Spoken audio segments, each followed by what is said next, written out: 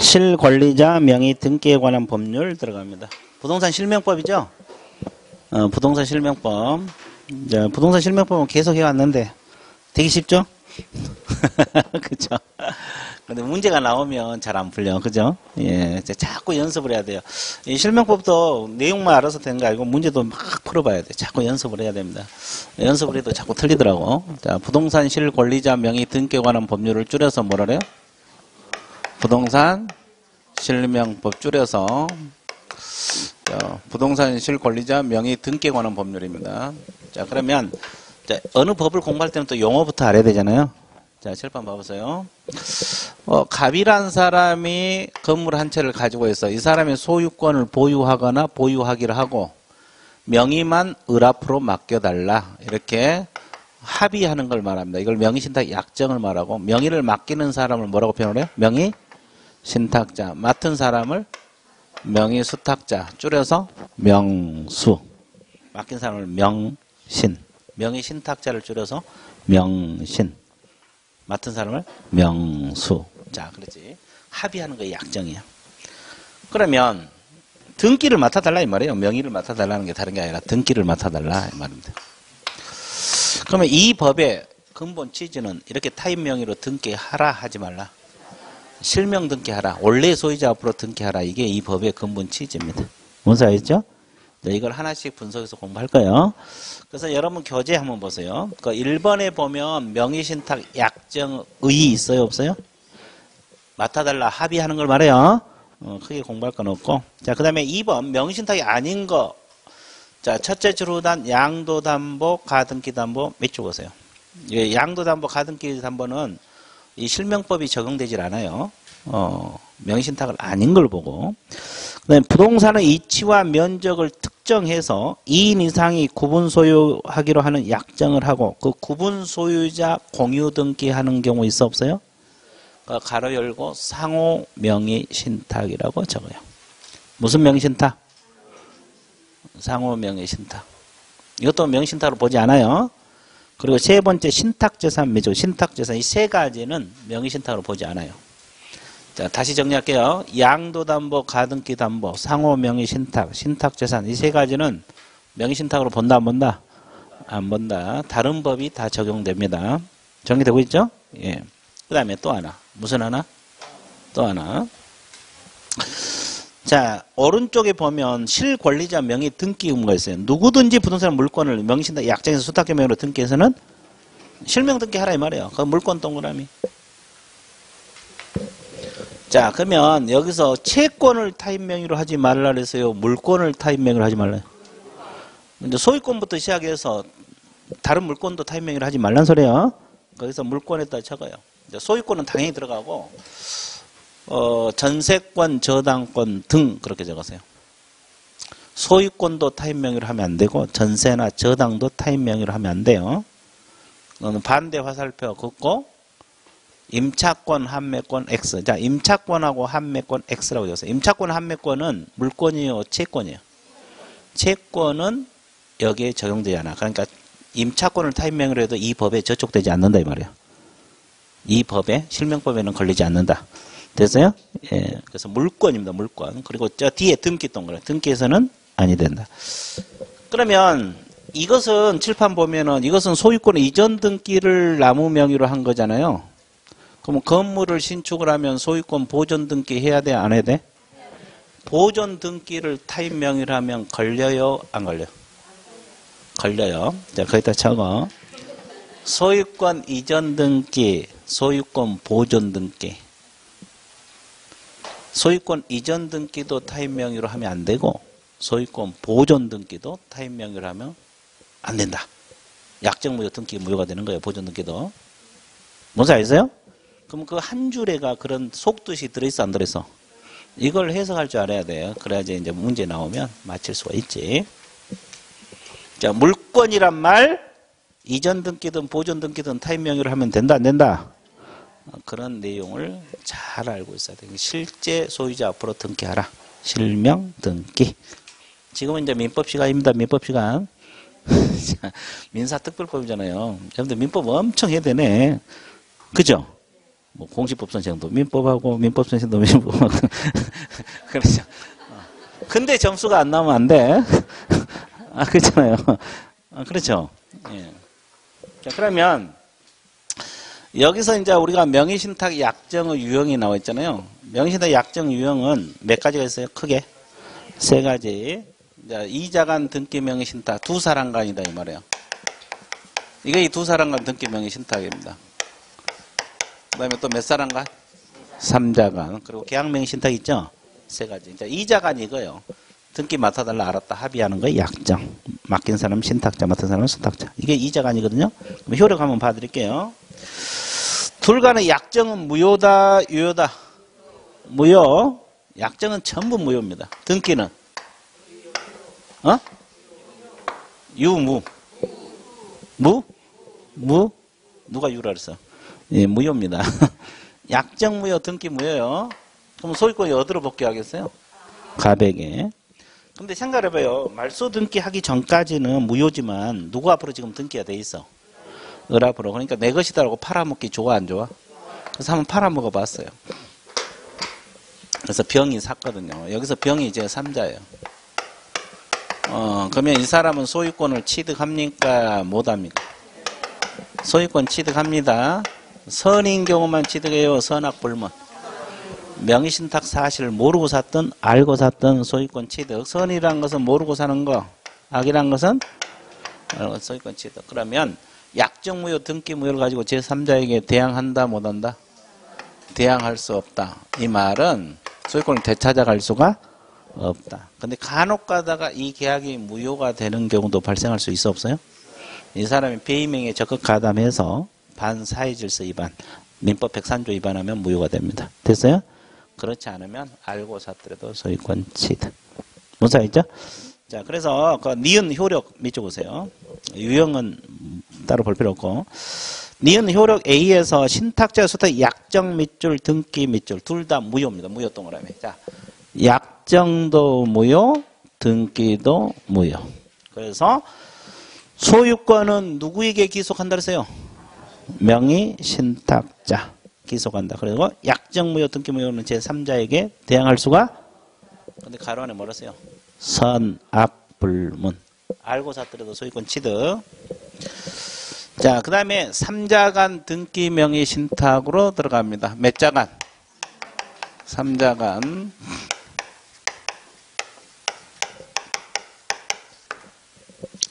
삼자간 등기 명의 신탁 있죠? 자, 그럼 7번 보세요. 갑이란 사람이 원소유자입니다. 근데 이 사람이 팔아먹었어요. 누구에게 팔아먹었어요?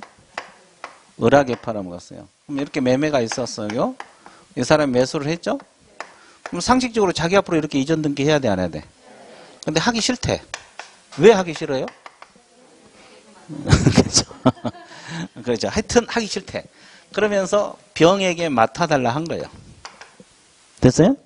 그래서 명의 수탁을 한 거예요. 그럼 둘이 합의한 것을 뭐요? 약정. 그래서 등기에 이렇게 넘어와요. 그럼 생각을 해봐요. 원래 을이 샀으면 자기 앞으로 등기가 갔다가 이렇게 가야 되죠. 근데 이거 건너뛰었어, 안 건너뛰어? 뛰었죠. 그러니까 3자간을 달리편에서 중간 생략형 명의신탁이라는 말을 써요. 그 가로 안에 그렇게 나와 있어, 안 나와서? 나와 있죠? 왜? 이거 건너뛰었잖아요. 이렇게, 등기가 이렇게 가야 되는데, 바로 이렇게 가버렸잖아요. 됐습니까? 그래서 이제 그렇게도 표현을 해요. 그럼 이제 칠판 보세요. 그러면 이 약정은, 이 명의신탁 약정은 무효다, 유효다? 무효, 무효. 그럼 이 등기는? 유효, 무효? 왜 대답 안 해? 왜 대답 안 하냐고? 유무. 무효답니다, 무효. 똑같아요. 약정 무효, 등기 무효. 그럼 소유권이 어디로 볼게요? 가백이 복귀가 돼요. 등기 이렇게 넘었잖아요. 그러면 이렇게 복귀가 되는데 이 매매계약 자체는 무효입니까? 유효입니까? 유효. 매매 자체는 무효가 아니에요. 됐어요? 그러니까 소유권 이전 등기 청구를 행사해서 되찾아올 수가 있어 없어요? 그 과정에서 명의신탁 사실이 드러나면 처벌을 받아요. 그러니까 이제 이 사람이 직접 이전 등기는 청구 못 해요. 갑을 대의해서 말소 등기 청구하면 갑에게 복귀가 되죠. 근데 매매 자체는 유효니까 소유권 이전 등기 청구해서 되찾아올 수 있다고. 근데 그 과정에서 명의신탁 사실이 들어가면 처벌을 받는 징역 벌금 들어가거든요. 자, 한번 찍어봐. 징역은 어느 정도 되고 벌금 얼마? 5년 이하 징역 2억 원 이하 벌금? 확실해? 확실해? 예, 여기는. 여기. 잘 몰라? 오늘 하루 종일 몰라. 여기는. 맞아요. 5년하고 2억이요. 그러니까 우리가 보통 우리 과목에서는 3년하고 3천이 최고죠. 근데 이 명의신탁, 즉 실명법 위반은 5년 이하 징역 2억 원, 벌금이 2억으로 들어가요. 그러니까 명의신탁 하라 하지 말라. 그리고 신탁자를 보호해줘요? 제3자를 보호해줘요? 봐야죠. 신탁 무효지만 보호해주지 않아요. 그래서 결국 명의신탁을 하라 하지 말라. 걸리면 크게 걸려. 실명법 위반하면. 자, 그러면 여기까지 정리됐죠? 그럼 수탁자가 명의를 받고 있다가 또 제3자 정에게 팔아먹어버렸어요. 여기는 3자가 병이 아니라 정이 되겠죠? 그러면 제3자 정은 소유권을 취득합니까? 못합니까? 취득하죠. 이것도 똑같이 선이든 악이든 불문, 선악, 불문. 똑같아요. 그러면 수탁자가 처분한 행위는 횡령죄로 본다, 안 본다? 왜 안 봐요? 그 근거. 횡령죄를 안 봐요. 자, 우리가 횡령죄가 되려면 남의 물건을 보관하고 있는 자가 처분을 해야 되거든요.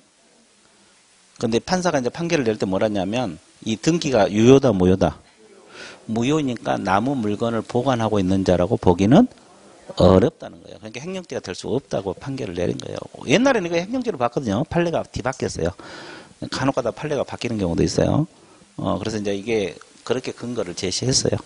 자, 그래서 일단 3자 간 등기 명의 신탁 끝났어요? 안 끝났어요? 자, 효력 몇 줄 거드릴게요. 니은 효력 나와 있어요. 신탁자 약정 밑줄 등기 밑줄 무효 동그라미. 자, 약정도 무효, 등기도 무효. 따라서 소유권은 원소유자인 매도인에게 기속이 된다. 말소 등기하면 기속이 되겠죠. 그리고 원소유자 즉 매도인과 매수인의 매매계약 자체는 무효, 유효? 유효 동그라미. 매매계약은 무효가 아니에요. 그리고 이제 수탁자가 제3자에게 처분을 해서 횡령죄가 성립한다, 안 한다? 안 한다. 그리고 약정무효, 등기무효를 가지고 제3자에게 대항할 수가 있다, 없다? 대항할 수 없다. 그렇게 나와 있어요? 안 나와 있어요? 쉬운 것 같아요? 어려운 것 같아요? 쉽죠? 눈물 나와? 조금 나와? 그치. 아주 좋았어요. 이제 드디어 눈물을 흘리기 시작했어요. 좋았어요. 자, 여기서 근데 눈물 개념을 잘 해석해야 돼. 무슨 눈물? 그래, 기쁨의 눈물. 또 어떤 분은 피눈물, 막 이렇게. 그래서 기쁨의 눈물. 눈물 해석을 잘해야 돼. 자, 그 다음에 이제 계약명의신탁 들어가 볼게요. 무슨 명의신탁? 이 계약명의신탁도 시험에 자주 나오거든요. 자, 갑이라는 사람이 원소유자. 근데 이 사람이 팔아먹었어요. 누구에게 팔아먹었습니까? 병에게 팔아먹었어요. 매수를 했고 등기가 넘어왔어요. 이렇게. 그럼 정상거래요? 정상거래가 아니야? 정상거래죠. 근데 왜 명의신탁으로 봐? 을이 숨어 있어요. 자, 어디가 숨어 있습니까? 그래, 장독 뒤에. 자, 장독 뒤에 숨어서 뭘 대줬어요? 돈을 대줬어요. 이 단어 있잖아요. 자금을 제공했다. 이 단어가 나오면 무조건 계약명의신탁이에요. 그러면 실질적으로 조정한 사람은 을이잖아요. 돈 대주면서 병 명의로 사나라 이 말이죠. 그죠? 그러면 겉으로 드러나 안 드러나? 잘 안 드러나잖아요. 이게 계약명의신탁이에요. 그러면 드러나게 하는 방법은? 네, 그래. 장독을 깨버리는 거. 장독을 깨버려요. 자, 그러면 이제 둘이 합의를 해갖고 맡아달라. 이 사람 명의로 사나라 이 말이죠.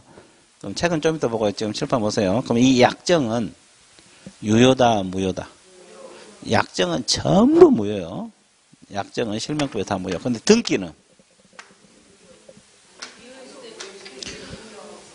등기는 둘로 나눠서 공부해야 돼.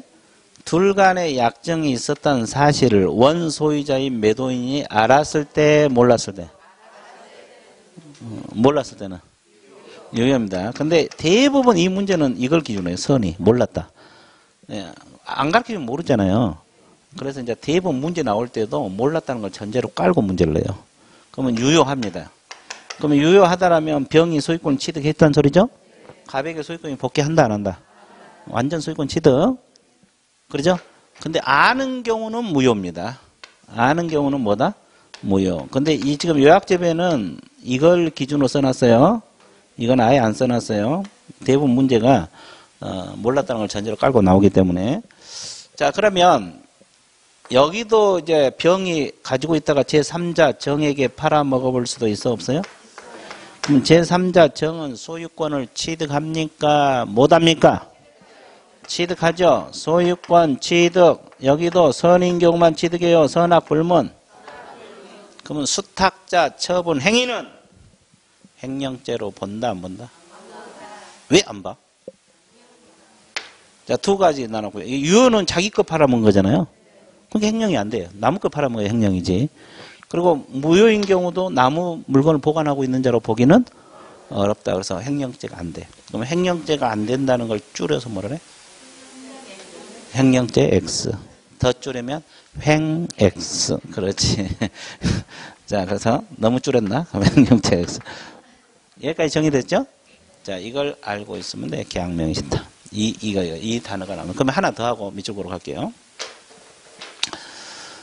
자, 그러면 우리 병을 상대로 명의신탁 해지를 이유로 소유권 이전 등기 청구를 못해요. 왜냐하면 이게 유효가 돼야지 해지를 하든지 말하든지 할 거 아니에요. 그러죠? 무효니까 해지로 뭐 등기는 청구 못하고 의리 병을 상대로 부당이득 반환을 청구하거든요. 그럼 부당이득 반환 청구할 때 매수 자금, 돈 대준 것만 부당이득이에요? 부동산 자체? 돈만? 매수 자금만? 확실해요? 예, 조금 더 깊게 들어가면 둘로 나눠서 공부해야 돼. 실명법 시행 이후에 명의신탁이 이루어진 경우 있어 없어요? 그때는 매수 자금이야. 그러니까 아무 말 없으면 매수 자금이에요. 이 법 자체를 물었으면. 근데 이 실명법 시행 전에 명의신탁이 이루어진 경우가 있어요. 이 실명법이 95년인가 7년인가 시행이 됐거든요. 그러면 그 이전에 70년대 명의신탁을 해놓은 경우도 있어 없어? 그 1억 주고 사놓으라 했어. 근데 지금은 40억이 됐어. 와, 그럴 수도 있겠죠? 70년대니까. 이때는 부동산 자체야. 40억짜리 건물 돌려달라 해버려요. 뭔지 아세요? 왜 그런지 아세요? 이 실명법이 제정되면서 이게 다 무효로 됐거든요. 근데 이 법이 제정되기 전에는 판례에서 유효로 봤어요. 유효.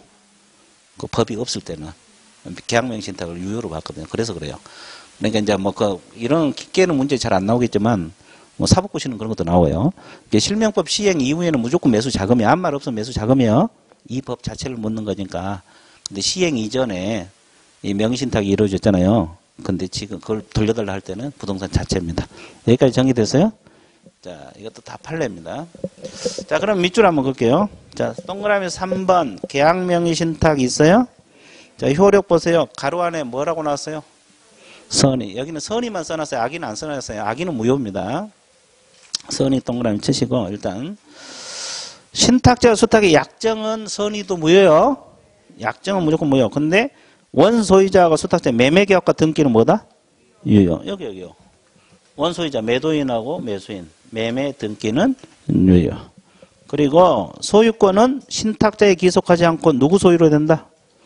수탁자. 수탁자 소유로 된다고 했죠? 그리고 수탁자가 제3자에게 처분하도 횡령죄가 된다 안 된다? 안 된다. 그 약정 무효, 등기 무효는 제3자에게 대항한다 못한다? 못한다. 나와 있죠?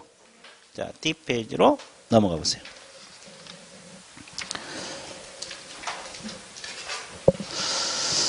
자, 그 다음에 신탁자는 수탁자에게 명의신탁 뭘 이유로? 해지를 이유로 이전 등기를 청구할 수 없다. 왜 그래요? 무효니까. 근데 부당이득 청구는 가능하다 그랬죠? 부당이득 청구 밑줄 보세요. 부당이득 청구는 가능한데 그 주의사항 나와 있죠. 실명법 시행 이전에 명의신탁을 한 경우는 뭐라 했어요? 부동산 자체. 근데 실명법 시행 이후에 명의신탁을 한 경우는 매수자금을 부당이득 반환하라. 정의되고 있어요? 예. 자, 실명법 자체를 물면 매수자금입니다. 자, 그 다음에 특례 가로 안에 뭐라 그랬어요? 그러면 지금 명의신탁은 전부 다 무효잖아요. 약정은. 근데 유효하다 이 말이에요. 유효하다. 그럼 특례 어떤 경우냐? 자, 종중이 보유한 부동산 물건을 종중 외의자 명의로 등기해서 종중 동그라미. 자, 배우자 명의로 등기한 경우에서 배우자 동그라미. 그리고 종교단체 명의로 그 산하 조직이 보유한 부동 물건을 등기한 경우 종교단체 동그라미. 자, 간단하게 약칭하면 종중 배우자 종교단체. 종중 배우자 종교단체. 이건 특례를 인정해요. 특례란 것은 효력 인정하고 처벌하지 않는다 이 말이에요. 효력 인정하고 처벌하지 않는다. 그 대신 조건이 있어요. 세 번째 줄 가로를 묶어서 조세포탈이 아니어야 되고 강제집행 면탈이 아니하고 법령 제한 회피를 목적으로 하지 않을 때만 그래요. 그러니까 채권자가 재산을 압류하려고 하니까 부인 앞으로 남편 앞으로 빼돌린 것은 명의신탁이야. 그건 강제집행 면탈이거든요. 그런 목적이 아닐 경우에만 효력 인정하고 처벌하지 않는다. 유효하다 이 말이야. 이해됐어요? 그러면 이제 이 특례하고 제외되는 건 구별해야 돼. 아까 양도담보, 가등기담보, 상호명의신탁, 신탁제에서는 제외되는 거고 이건 명의신탁이야. 명의신탁인데 유효하다 이 말이야. 이해됐습니까? 예, 특례. 자, 그러면 자, 민법 같은 경우는 벌칙까지는 시험이 안 나오니까 안 할 거예요. 근데 우리 과목은 벌칙도 해야 돼, 안 해야 돼? 해야 돼. 벌칙 적어볼게요. 자, 칠판 봐보세요.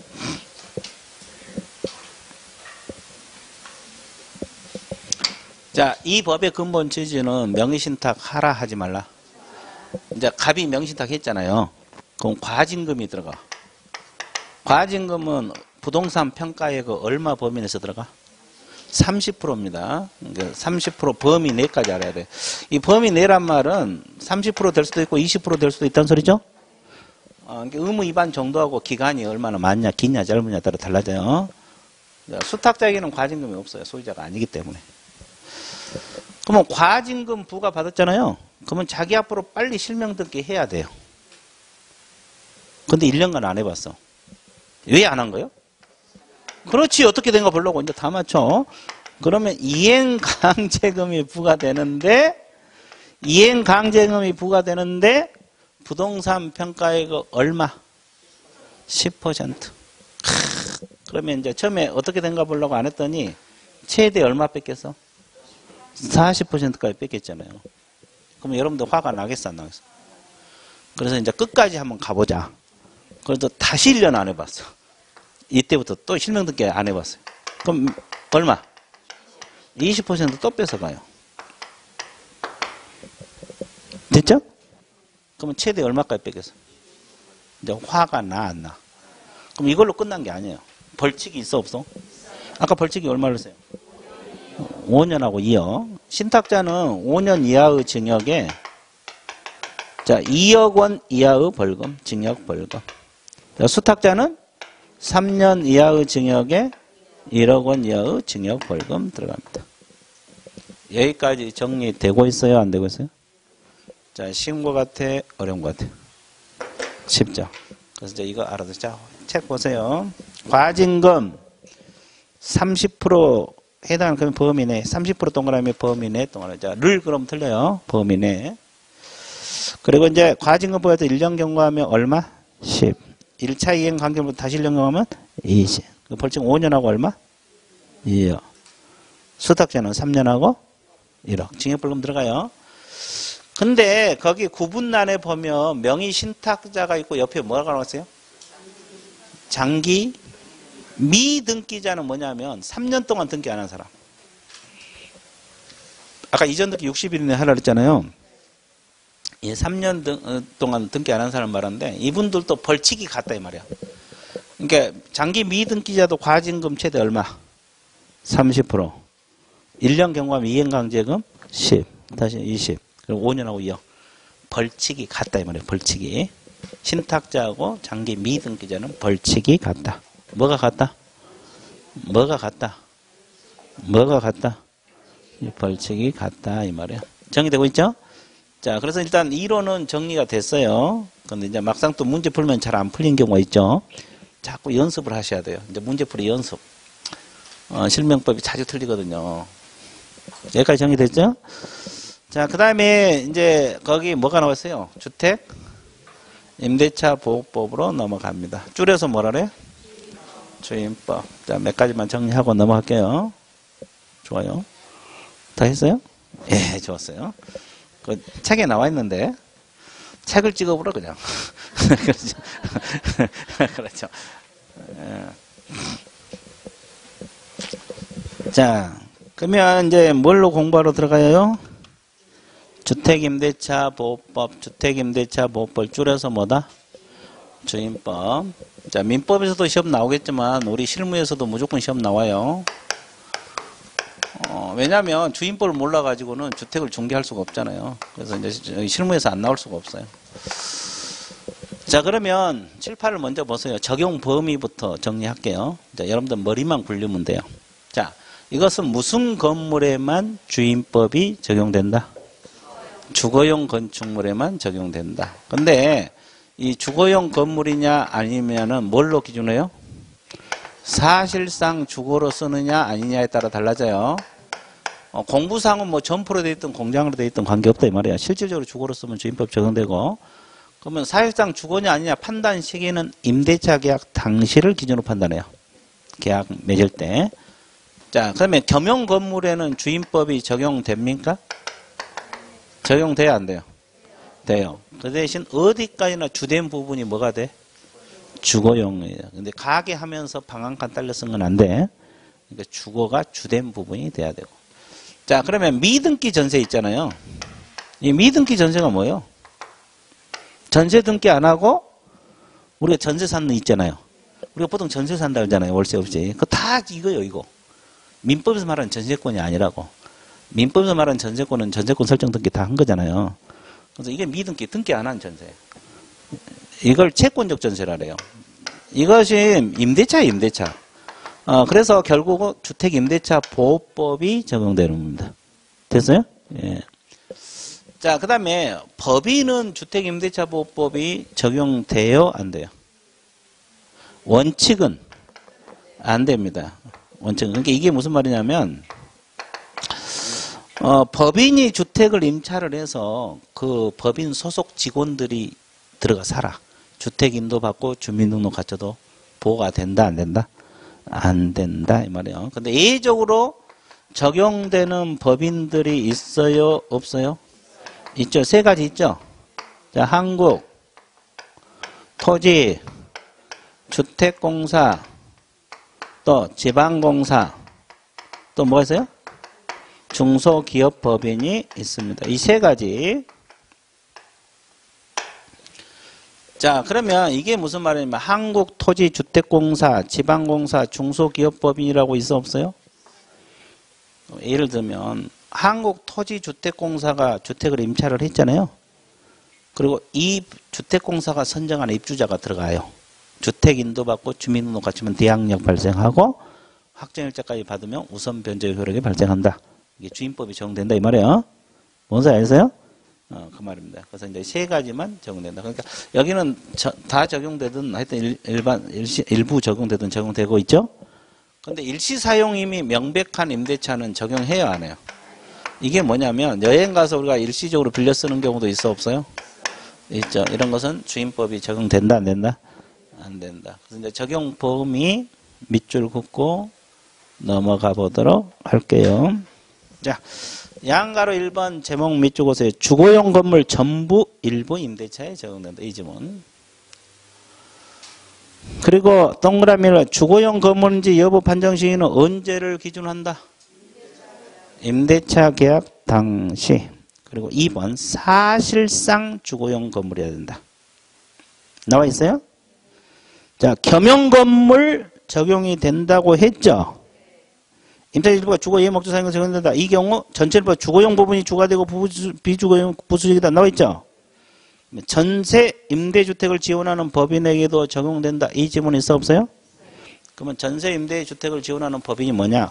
오른쪽 기업, 한국토지주택공사, 니은 지방공사. 그 다음에 동그라미 2번 첫째 중소기업에 해당하는 법인. 세 가지 나와 있습니까? 안 나와 있어요? 나와 있죠. 이것은 예외적으로 주임법이 적용돼요. 그 다음에 양가로 4번 미등기 전세도 준용이 된다. 나와 있죠. 이걸 채권적 전세라래요. 같은 말이에요. 우리가 이제 전세 등기 안 하고 전세 산다는 거죠. 다 이거 미등기 전세입니다. 그리고 이제 5번 일시사용 임대차는 적용되지 않는다고 했죠. 그러면 사용대차는 적용돼 안 돼? 예, 사용대차는 무상으로 빌려 쓰는 거 안 되고. 그 다음 민법에서 말하는 전세권도 적용된다 안 된다? 안 된다. 그리고 일반 법인 적용되지 않는다. 그렇게 나와 있죠. 예, 그래서 이제 이렇게 나와 있어요. 적용 범위 끝났어 안 끝났어? 자, 대항력 들어가 볼게요. 대항력. 자, 칠판 봐보세요. 대항력은 딱 몇 가지 공부를 써요? 세 가지. 자, 칠판 봐보세요. 대항력 요건은 뭐요? 주택의 인도, 주민등록. 이걸 전입 신고할 때 주민등록이 된 것으로 봐버리죠? 주. 자, 이제 앞으로는 주주로 끝낼까요? 읽을 시간 없어. 주택인도 주민 9글자 읽을 동안에 2글자로 끝내자. 주주.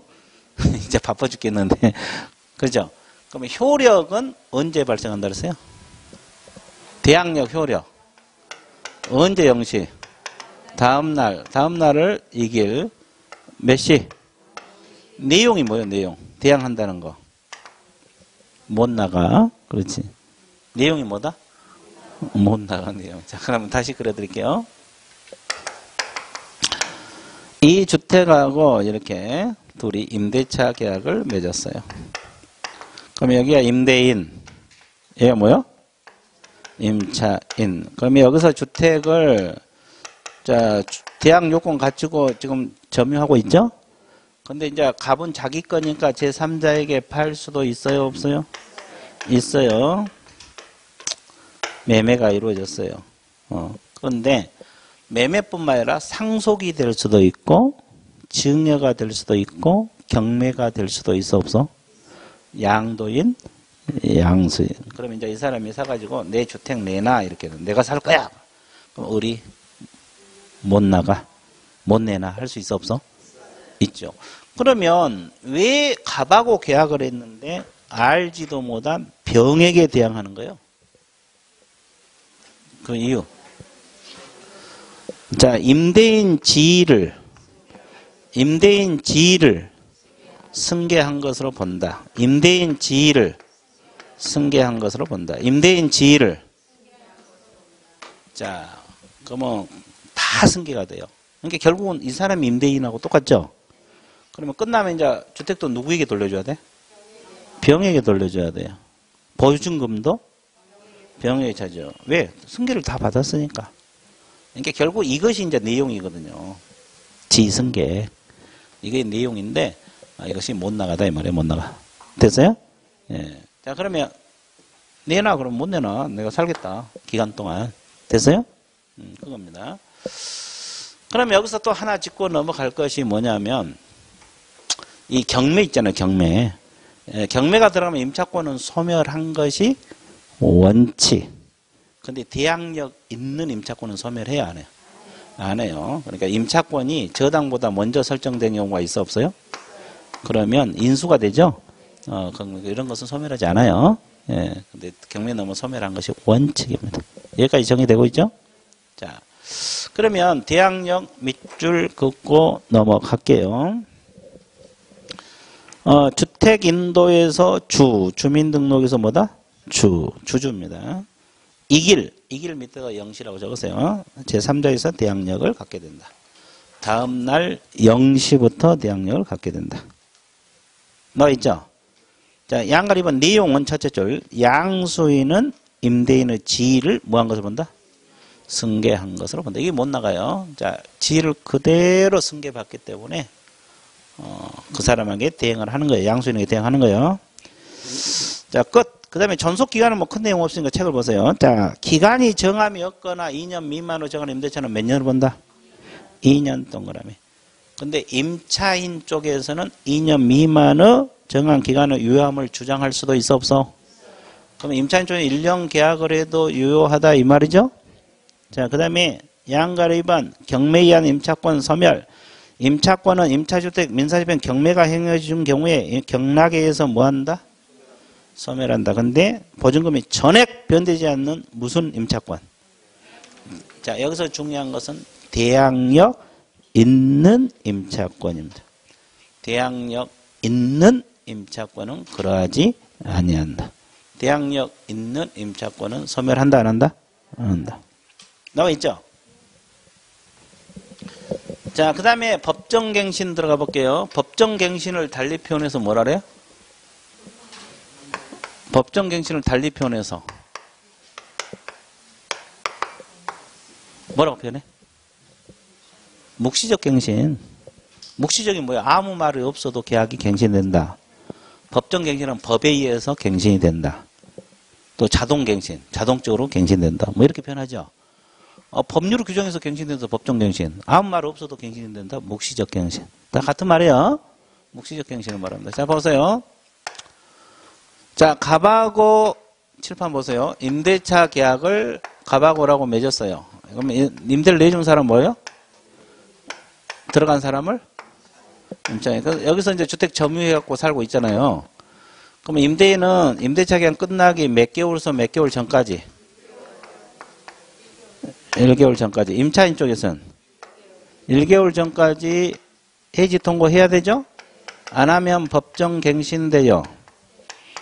그러면 전 임대차와 동일합니까? 동일하지 않아요? 계약 내용이 똑같다 이 말이에요. 그런데 기간은 몇 년으로 본다? 2년으로 봐요. 그러면 갱신된 이후에 임차인 쪽에서 언제든지 나가겠다고 할 수 있어 없어요? 있죠. 그러면 언제 효력이 발생한다랬어요? 3개월 후에 몇 개월 후? 후. 그러니까 갱신되더라도 임차인은 언제든지 나가겠다고 할 수가 있어요. 그럼 3개월 후에 효력이 발생해요. 그럼 이것도 누구에게 유리해요? 임차인. 그래서 이제 예가 있죠. 이 사람 몇 기 차임 연체하면? 2기 차임을 연체하거나 의무를 뭐하면? 현저히 위반하면 법정 갱신을 인정해 준다 안 해준다? 안 해줘요. 뭔지 알겠어요? 예. 자, 이것이 법정 갱신. 달리 표현해서 뭐예요? 묵시적 갱신. 또 자동 갱신. 근데 이제 이것이 6월 9일 날 2개월 전으로 바뀌었어요. 근데 시행이 12월 달이라 이게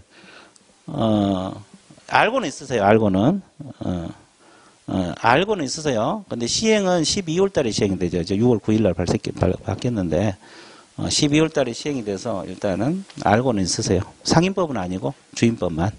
이해됐어요? 예. 이제 알고는 있으세요. 자, 그러면 이것이 이제 법정 갱신 제도거든요. 자, 몇 줄 꺼드릴게요. 기억, 임대인 동그라미, 임대인은 6개월에서 몇 개월 전? 거기까지. 이제 바뀐 건 2개월 전이에요. 자, D페이지 넘어가세요. 해지 통과하라 이 말이에요. 나가라고 하라 이 말이에요. 자, D페이지 첫째 줄에 임차인 동, 임차인은 몇 개월 전? 1개월 전. 이것도 이제 2개월 전으로 바뀌기는 했어요. 자, 일단, 그리고 존속 기간은 몇 년으로 본다? 2년. 그리고 이 경우 언제든지 임대인에 대해서 해지 통고를 할 수 있다 없다?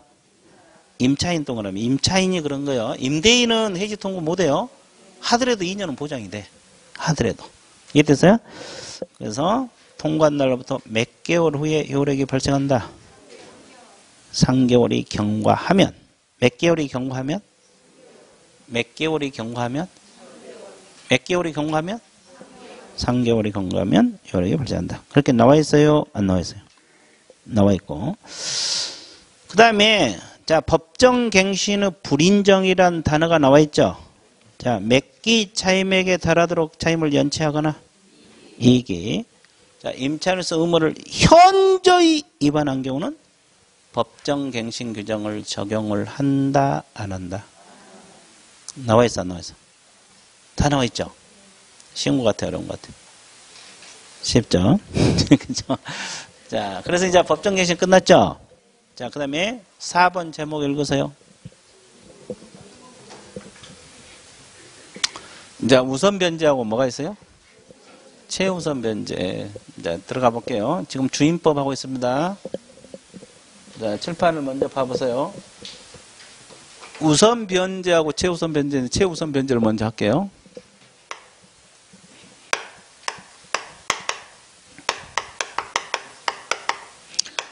최우선 변제 요건은 뭘 갖춰야 돼요? 주택을 인도하고 또 주민등록하고 또 주택인도하고 주민등록은 뭘 갖춰야지 최우선이 충족이 돼? 소액보증금. 확정일자는 요건이 아니에요. 확정일자는 받아도 되고 안 받아도 관계없어요. 이 소액보증금이 자주 바뀌는데 지금 안 바뀌었어요. 그래서 올해는 그냥 갈 것 같아. 올해는 그냥 갈 것 같으니까 애워야 돼, 이제. 애워요. 이해됐어요? 올해는 지금까지 안 바뀌었기 때문에 안 바뀔 겁니다. 그러니까 애우면 되는데, 자, 서울특별시에서는 1억 1,000만 원 이하 중 얼마? 3,007제, 1137. 과밀억제권력은 1억에 3,400. 광역시는 6,000에서 2,000. 그 밖의 지역은 5,000에서 1,700. 517입니다. 자, 우리 실무 쪽은 세세하게 알아야 돼. 왜냐면 광역시에서 중개업한 사람, 그 밖의 지역에서 중개한 사람들 다 있어 없어? 있죠. 그러니까 이게 문제가 나올 때 세세하게 공부를 하셔야 돼요. 정리되고 있죠? 자, 그 다음에 효력은 후순위 권리자보다 우선한다 그랬어요. 선순위 권리자보다 우선한다. 선순위. 효력은 선순위 권리자보다 우선한다. 효력은 뭐다? 효력은 뭐다? 선순위 권리자보다 우선한다. 그러면 잘 봐보세요.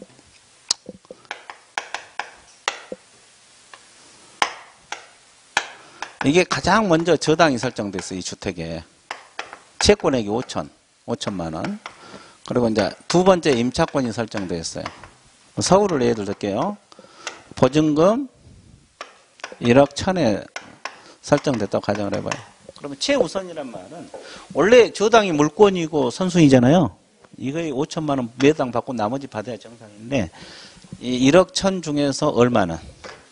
3,700만 원은 저당보다 먼저 배당 받아갈 수가 있다 없다? 있다 이 말이에요. 이거 최우선이다 이 말이에요. 최고 먼저. 경매 넘어갔을 때 배당 순위를 묻는 거예요. 그럼 이제 이게 가장 1순위 받고 그 다음에 2순위 받고 이건 나머지 금액 이렇게 순서대로 배당 받아가겠죠? 그 말이에요. 그러니까 최우선 변제. 그러니까 이건 기준 금액이고 이게 넘어서면 최우선이 안 돼요. 이 중에서 3,700이 최우선이 된다. 뭐 이런 뜻이에요. 자, 효력은 선순위 권리자 저당보다 먼저 배당받는다 이 뜻이고 그러면 그 우선 변제는 주택가의 그 전부를 기준으로 해요. 2분의 1. 2분의 1만 그래요. 그러니까 1억이면 5천 가지고 최우선이 인정된다 이 말이에요. 그럼 이건 언제까지 갖춰야 돼요? 주주. 네, 경매 신청 등기 전. 경매 신청 등기 전. 또는 경매 개시 결정 등기 전 그래요. 여기까지 정리됐어요? 예, 그래서 이제 이걸 공부하고. 자, 그러면 우선 변제 한번 들어가 볼게요. 자, 우선 변제. 무슨 변제? 우선 변제. 우선 변제 요건은 뭘 갖춰야 돼요? 주택을 인도하고 또 주민등록하고 또 확정일자를 갖춰야 돼. 그러면 이걸 줄여서 뭐라 그래? 주주 확. 뭘 강조? 아, 그렇지. 확을 강조. 주주? 아, 자, 좋았어요. 그러면 효력은 선순위 권리자보다 우선한다. 후순위 권리자. 후순위 권리자 일반 채권자보다 우선해서 배당 받아갈 수 있다 그랬죠? 그러면 이제 이게 무슨 말이냐면 여기 세 번째가 이제 근저당이 설정됐다고 가정을 해봐요. 저당 채권액이 4천만 원이다. 그러면 원래 이 근저당 물권이잖아요. 물권하고 채권은 뭐가 우선해? 물권이 우선해요. 근데 순서가 늦지만은 물권이 먼저 배당받아요. 근데 이 사람이 임차인이 뭘 받아놓으면 확정일자를 받아놓으면 이 근저당보다 먼저 배당받아갈 수가 있다 없다? 그렇게 되겠죠. 그러면 1순위가 3,700, 2순위가 5,000, 3순위가 이거 3,700 뺀 나머지 금액, 4순위가 근저당이 되는 겁니다. 뭔 소리였어요? 이걸 확정일자 안 받으면 근저당이 먼저 배당받아요. 둘이 뒤바뀌는 거죠. 그래서 이제 결국 확정일자는 등기된 것과 같은 효력이 있어요. 뭔 소리였죠? 후순위보다 먼저 배당을 받아간다 이 뜻이고. 자, 그러면 이 확정일자 효력은 당일날 발생합니까? 이길날 발생해요. 당일인데 조건이 있죠. 뭘 갖춘 걸 전제로 한 당일? 주주, 대항력. 대항력이 있는 걸 전제로 한 당일이에요. 그러면 칠판 한번 보세요. 주택인도, 주민등록, 확정일자를 자 1일, 2일날 받았다. 그러면 언제? 2일날 받은 즉시. 왜냐하면 이게 다음날 0시에 발생했잖아요. 9시 넘어서 확정일자 받을 거 아니에요. 즉시 발생해요. 근데 이것이 1일 다 같은 날 받았어요. 그럼 언제? 다음날. 이해됐어요? 2일 0시가 돼요. 왜 당일이 안 돼요? 이것이 다음날 0시에 발생을 하니까. 이것이 왜냐하면 저당권자하고 누가 먼저냐? 순서 잡을 때 필요한 거예요. 됐습니까? 자, 그러면 이 확정일자라는 거는 임대차 계약서에다가 확정일자 받는 건데, 어디서 받아요? 동주민센터 또, 읍면사무소, 시군구 출장소, 지방법원하고 지원, 등기소, 공중인, 사무소, 여러 군데 받을 수 있죠? 동주민센터 받습니다. 자, 그래서 우선 변제, 최우선 변제. 밑줄 그어볼게요. 자, 최우선 변제, 주택의 인도, 전입신고와 주민등록 같은 말이죠? 주주 플러스 소액보증금입니다. 선순위 권리자보다 우선한다. 선순위 권리자보다 우선한다. 주택가액 얼마 범위에서? 2분의 1. 그리고 소액보증금은 아까도 지금까지 안 바뀌었으니까 안 바뀐다고 했어요. 그러니까 지금 외워도 돼요. 자, 서울은 1억 1천에서 얼마? 3,700. 과밀 억제권역은 1억에서 3,400.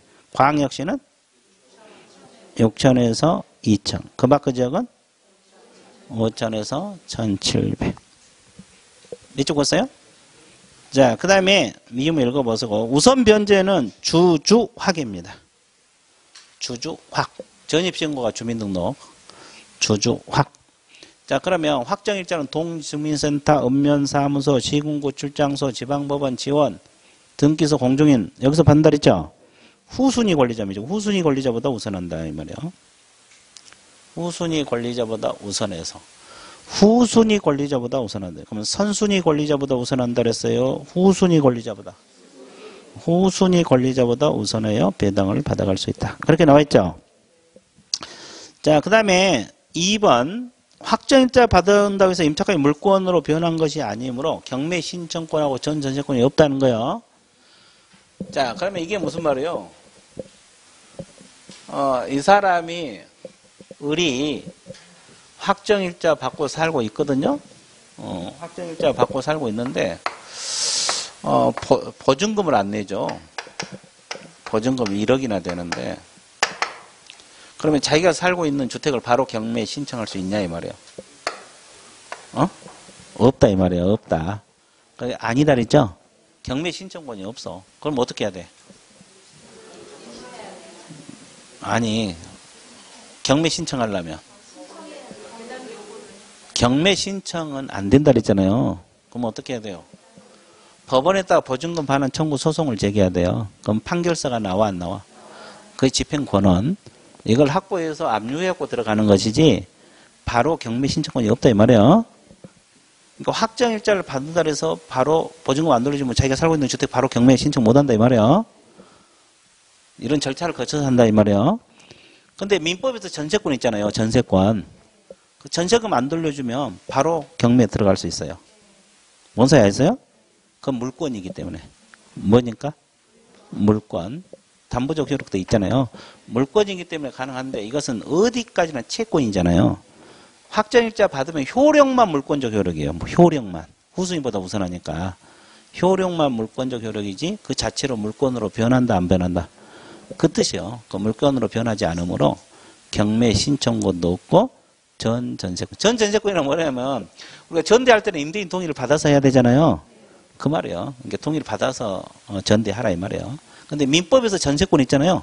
그건 전세권 설정자 동의 없이 전전세 가능하거든요. 그건 물권이니까. 그 뜻이요. 뭔 소리 아셨어요? 자, 그 다음에 자, 3번. 주택임차인 배당 절차에서 배당금. 자, 돈을 받아가려면 목적물을 경락인에게 인도해야 된다고 했죠? 인도해야 받아갑니다. 근데 돈 받아갈 때는 목적물 돌려주고 받아갔지만 경매 신청할 때는 집을 비워주지 않고도 신청할 수 있어 없어? 그것이 이제 양가로 3번 동그라미 1번 세 줄입니다. 읽어보세요. 세 줄.